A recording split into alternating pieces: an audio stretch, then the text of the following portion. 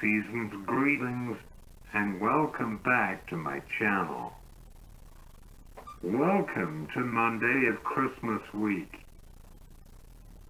Yes, I know for the past 3 weeks I have been talking about Christmas, but that is because I love it so much. So this week from now to December 25th, I am going to schedule 5 count and 5 videos about Christmas. You know what my favorite Christmas vacation would be?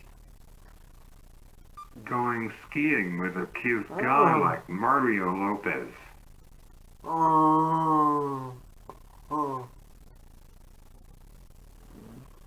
Or any crush that I have.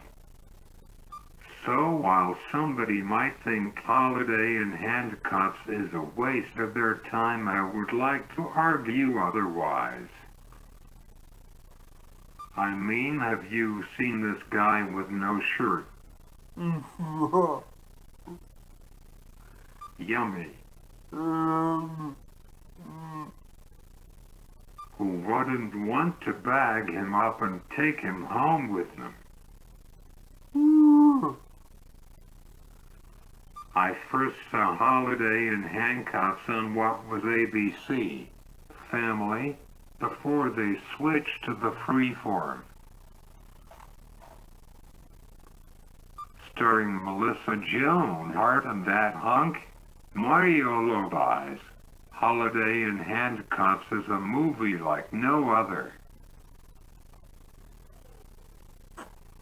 Melissa's character is a down-on-her-luck waitress who has a bad boyfriend who drops her like a hot potato literally right before they are about to leave for Christmas vacation. And when I say right before, I mean the luggage is in the trunk of their car.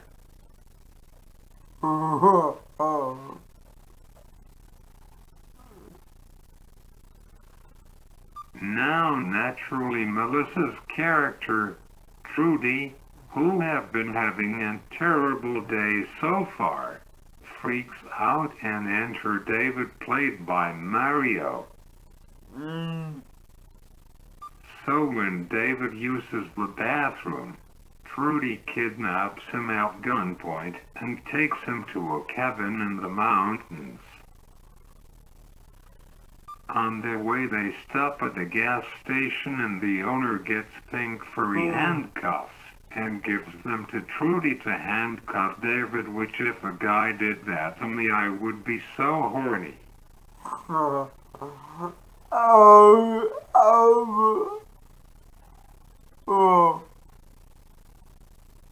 Second, I mean pink furry handcuffs.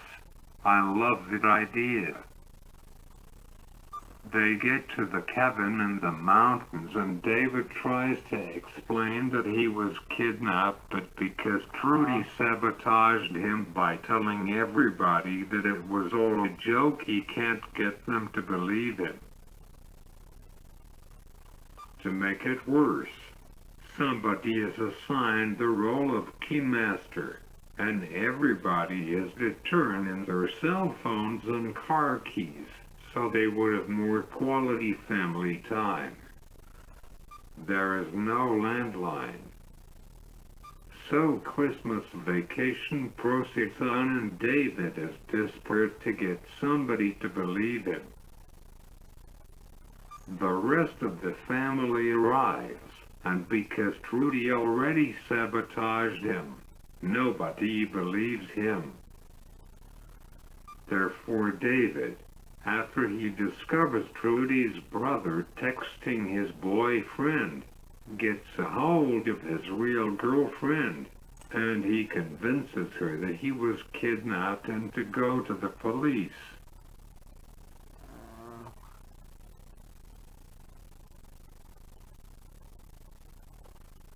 After that he decides to be the best boyfriend he could be because it would, in his eyes, be sweet, sweet revenge. He plays along at first, but then he develops feelings for her. Trudy opens up to him about her childhood and how one year she couldn't perform a skating routine, but her father froze upon, put lights in the trees, and she did her routine in front of her family. David wanted to see it. Before going to bed, Trudy's mother makes them read it the night before Christmas and makes the adult children write letters to Santa.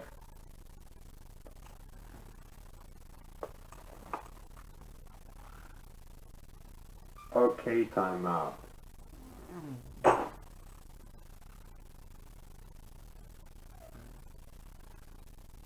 Why would you write your letter to Santa on Christmas Eve?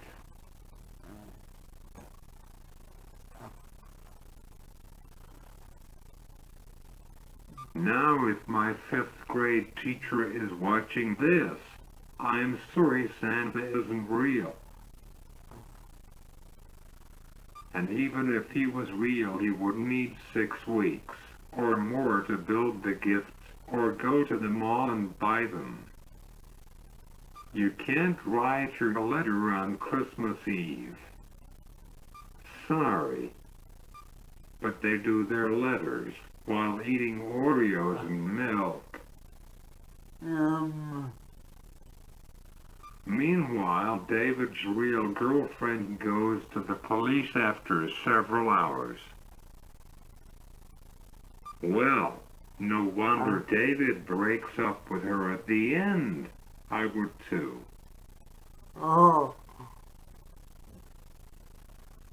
Taking her sweet time going to the police while your boyfriend is held against his will is wrong.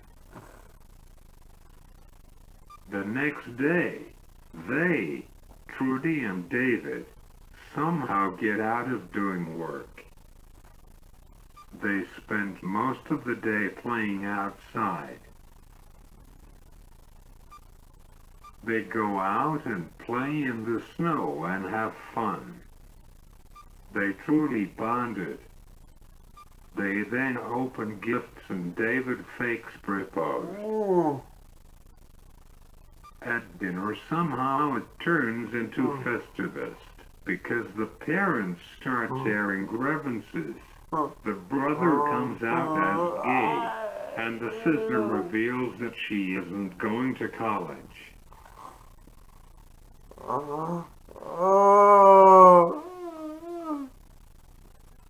I was wondering when the wrestling would begin.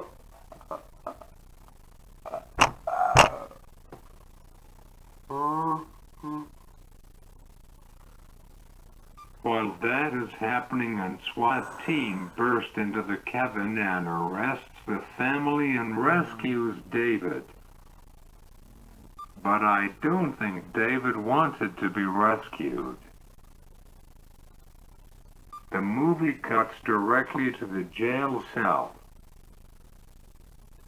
David eventually drops the charges and the family was free to go. The girlfriend was rude to Trudy and she and David leaves. The movie jumps to Valentine's Day and David is having cold feet with his actual girlfriend.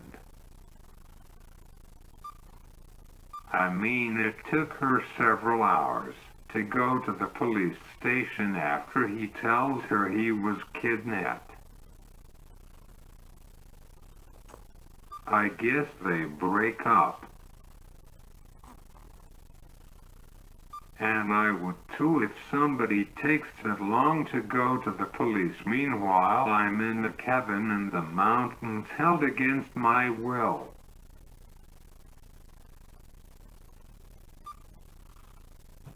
Trudy has her painting in an art show, and her family along with her brother's boyfriend come to support her.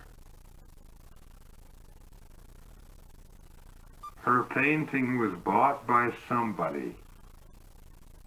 Her sister thinks it was David, but Trudy says he got married today.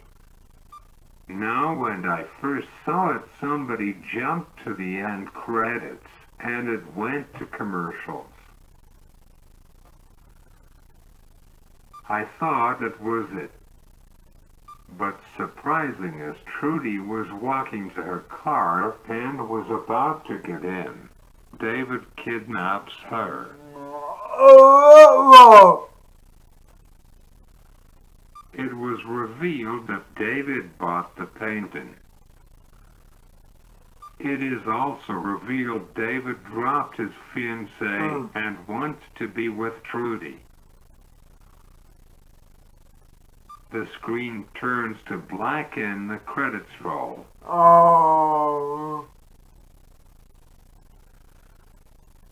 Boy, try explaining that to your children. Dad, how did you meet Mom? She kidnapped me. Now I know how the nostalgia critic feels about this movie, and he is entitled to his opinion. But I feel this movie is better than Home Alone 4. Is it the best? No. Should it have been in movie theaters? No. Of course not. But for romantic holiday comedy, I feel it is better than most.